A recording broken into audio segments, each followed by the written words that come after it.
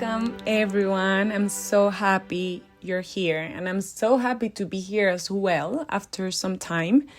This podcast is called Desbórdate por la Borda, and it's a word game with my last name, Borda. So in Spanish, desbórdate means to overflow, and this is like to go beyond the edge, to leave behind the borders that once contained us. So at first glance, it sounds playful, but the more I reflected on it, the more I realized that's exactly what I hope this podcast to become, an overflow with flow.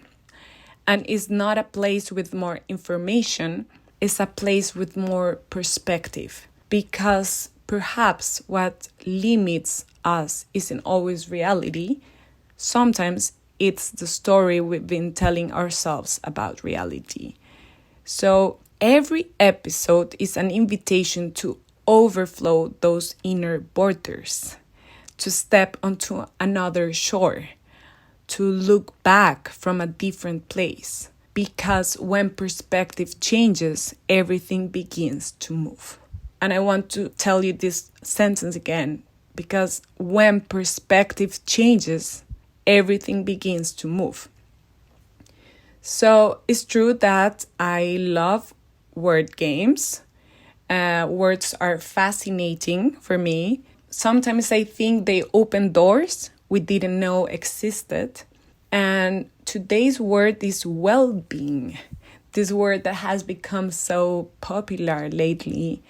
And it has become almost as a destination. And I see it more as a starting point. So I'm not going to talk about where this word comes from, but it just came to my mind. What if well-being begins with being a well, right? So what is a well? Think about a well.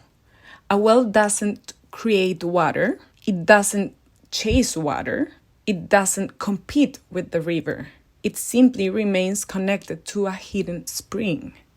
For me, it's like well-being teaches us to pause, but then the river teaches us to flow. It's not about choosing one or the other, but to look the interconnectedness between both.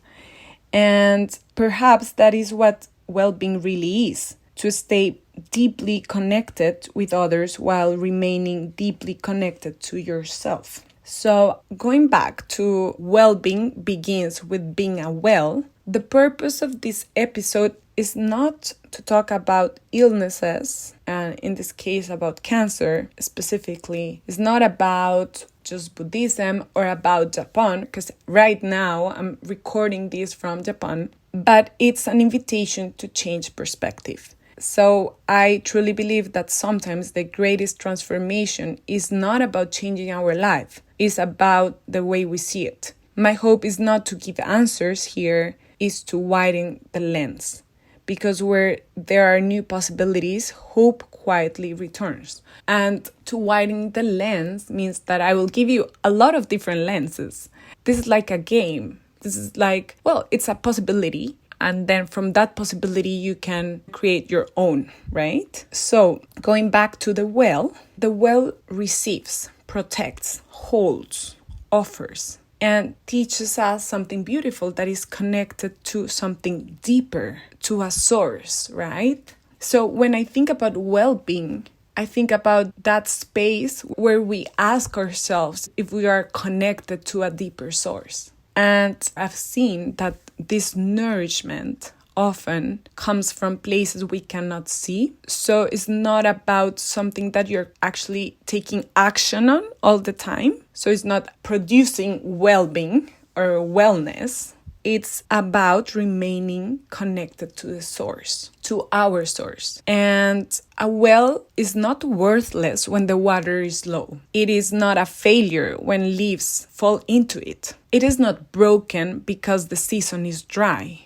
It remains a well, just with different conditions. So when I think about an illness and we start to say, like, I am ill, I am sick, you're already giving so much power to that word on you. Because you're not having it temporarily. You don't have the illness for some time. You're saying, I am ill.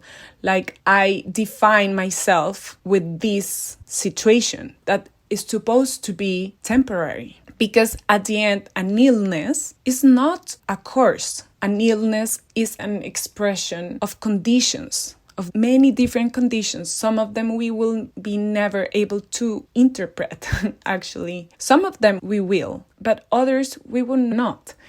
There are so many different factors. The thing is to identify yourself with that. And when I go back to the importance of connecting yourself, like remembering that you are connected to something deeper, means that that something deeper will give you the strength to allow life to flourish again. Because illnesses also, in a way, take us our look, our perspective towards death. And what I mean by this is not that you're going to die. I mean, yes, we are all going to die. But what I'm saying, if you're struggling with a health situation nowadays, it will be temporary when you realize it's temporary, that you can change it.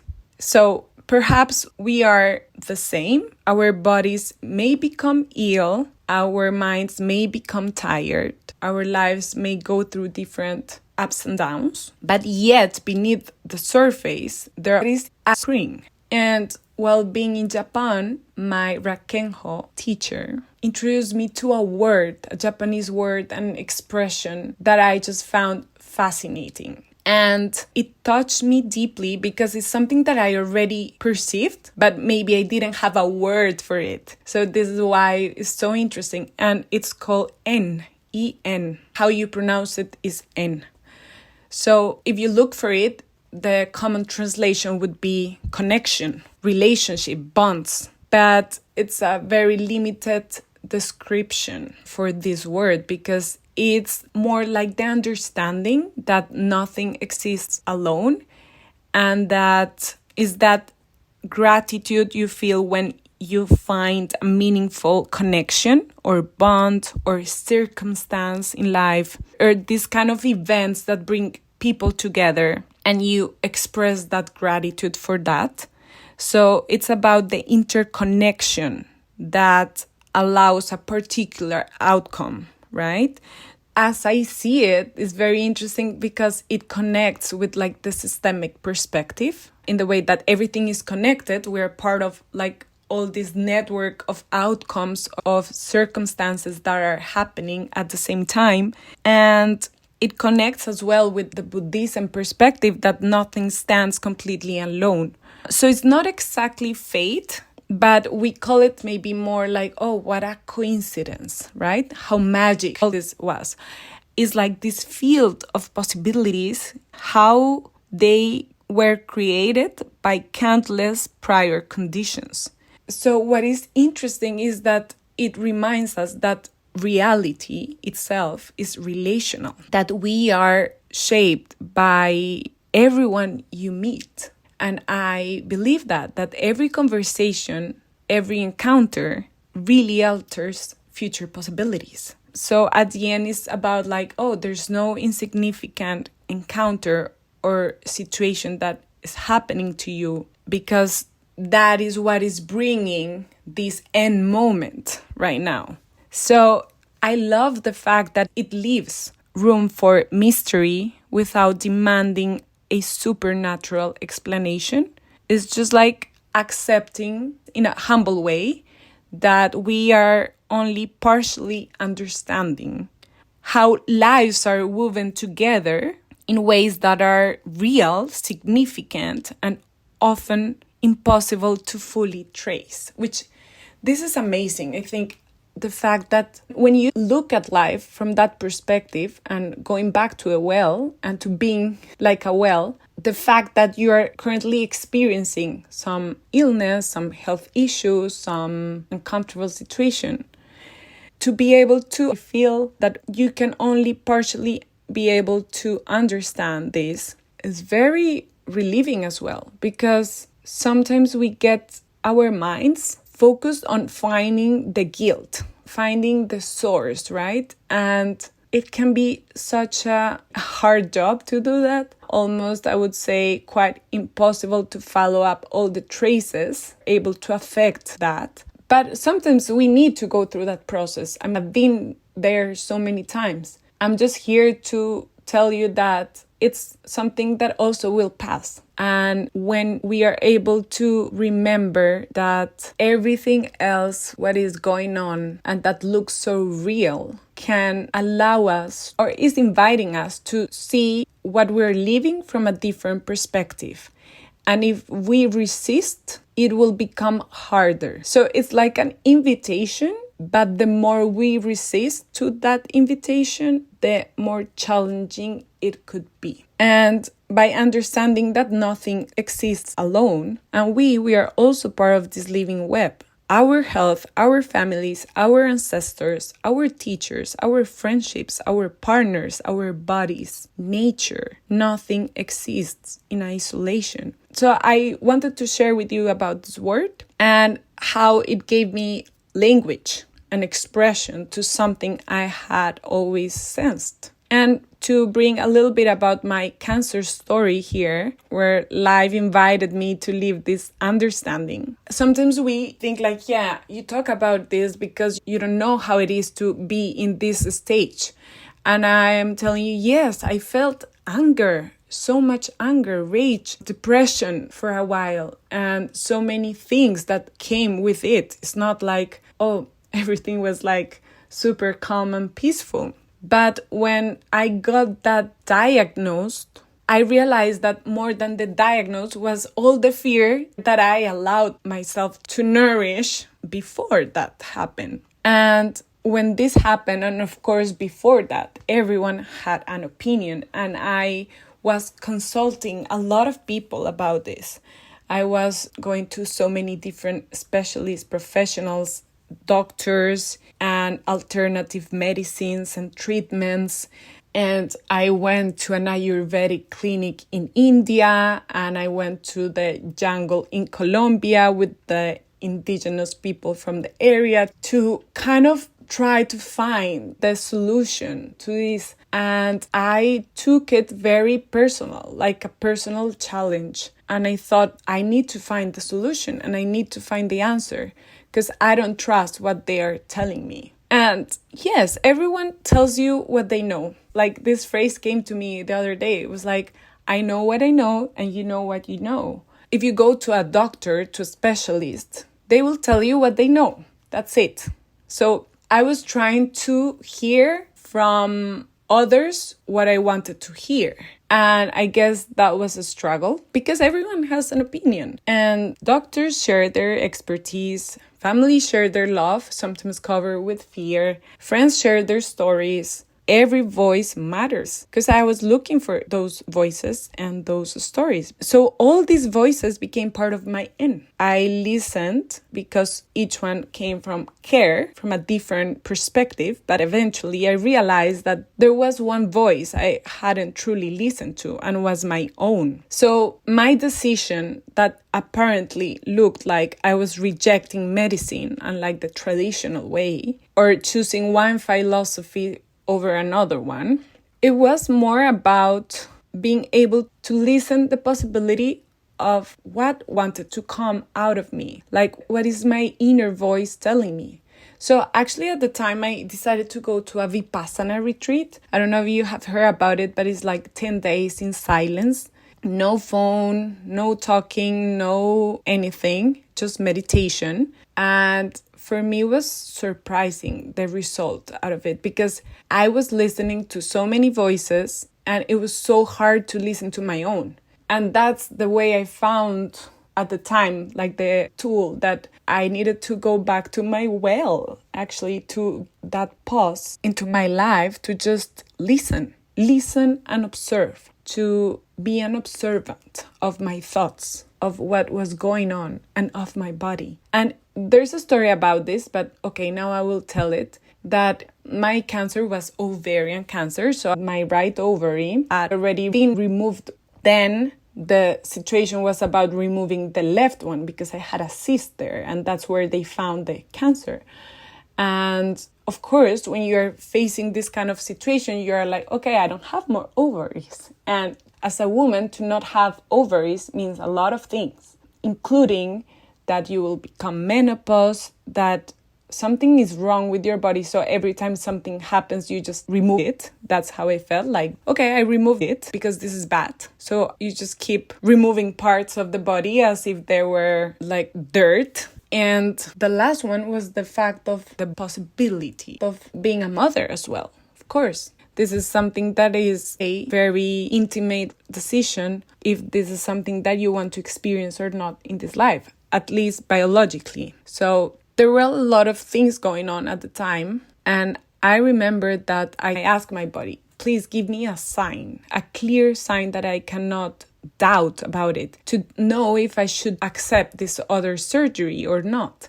So I think that somehow I didn't want cancer to become my identity, just to become part of my story, not the author of it. I wanted to trust my body, and even more deeply, I wanted to trust the life that wanted to flourish through it, as I mentioned before. I think this is the greatest thing I got from this. And the last day of Vipassana, after the 10 days, I got back my period, which meant that the left ovary, that was just a piece of it, that small tissue was working. My body was telling me, yes, I'm working. Just give me some time to recover from the last surgery, but I'm still alive, right? So life was trying to flourish. And that was so exciting. Of course, then doctors from their perspective thought it was still dangerous because maybe some bad cells are around my body and I should remove the source of everything and this kind of things, which is what they think and what they are trained to do. But this helped me to choose the path that allowed me to live with trust rather than fear. So to stop seeing my body as a battlefield.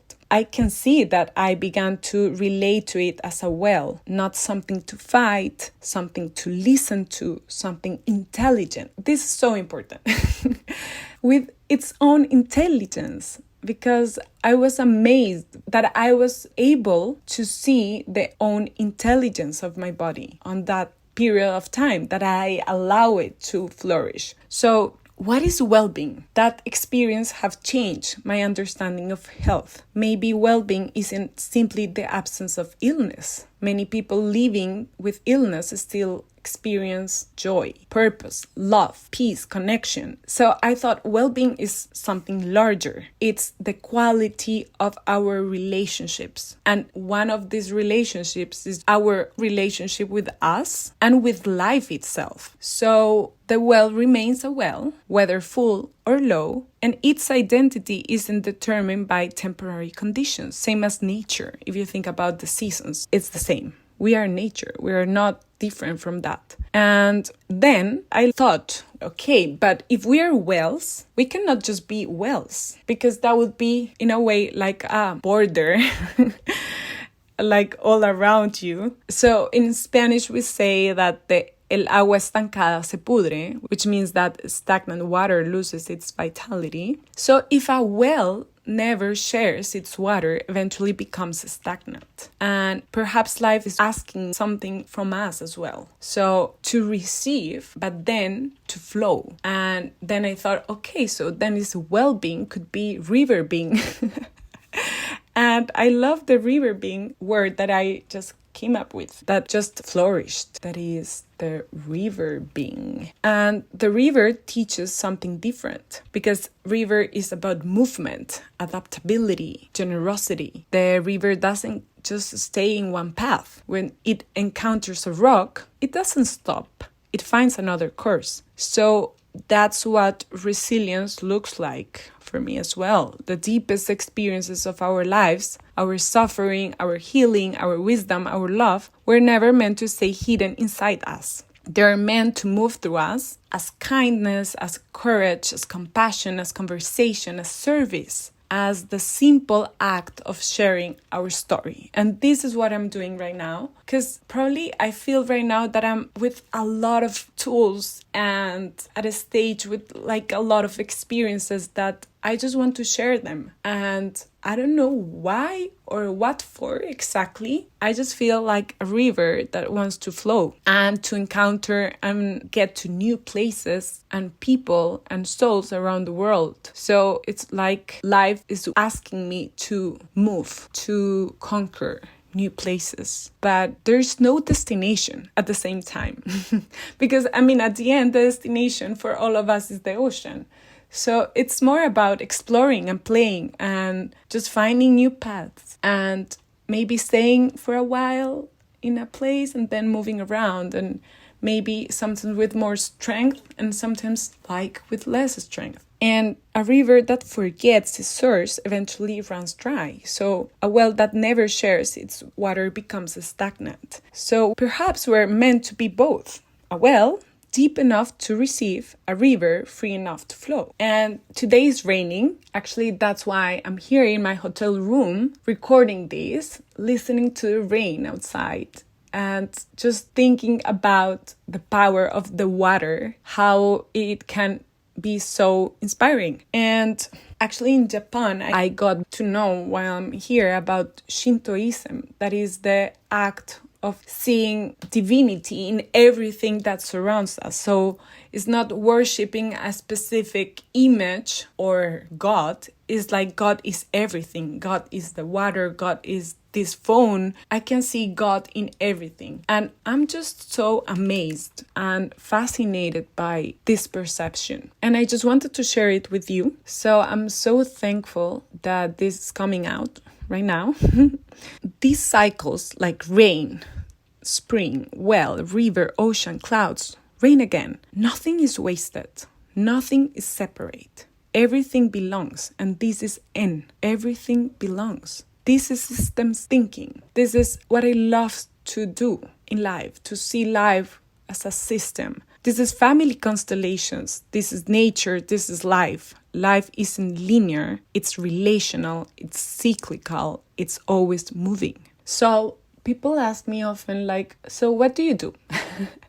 And this kind of question is quite challenging sometimes because I feel that for me it's so hard to identify with one specific thing. I think I can be anything and you can also be anything you want to be. But let's say currently this way of seeing myself, like how can I contribute to this system, is to be a systemic interpreter.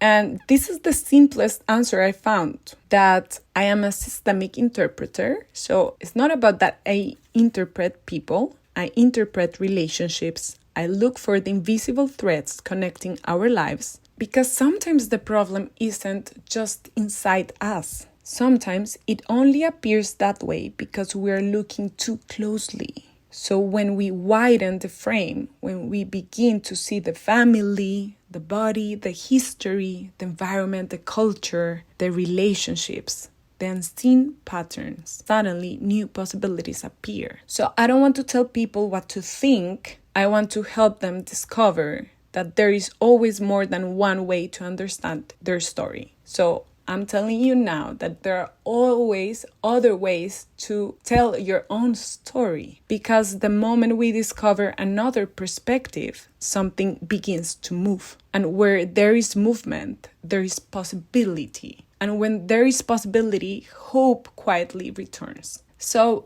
perhaps today you need to become a well, to slow down, to pause, to listen, to reconnect with your hidden spring. Or perhaps life is inviting you to become a river right now, to overflow the borders you've inherited, to find a new course, to nourish someone else with your own story.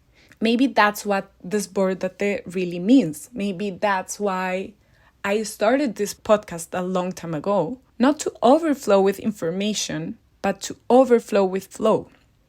To overflow with perspective, leaving behind the smallest version of our story, the one that positions us as a victim of circumstances, but maybe more the one that allows you to trust life, trust that life is trying to flourish. So my wish for you today is simple. May you trust the life that wants to flourish within you. May you become a well whenever you need depth. And may you become a river whenever life asks you to move. May you remember this beautiful concept in Japanese, the invisible threads reminding us that none of us journeys alone. And if today's conversation helped you see the story from a different perspective, perhaps you've already begun to desbordarte. I hope you have a beautiful rest of the day, and I hope to see you in my next episode. Thank you so much for listening.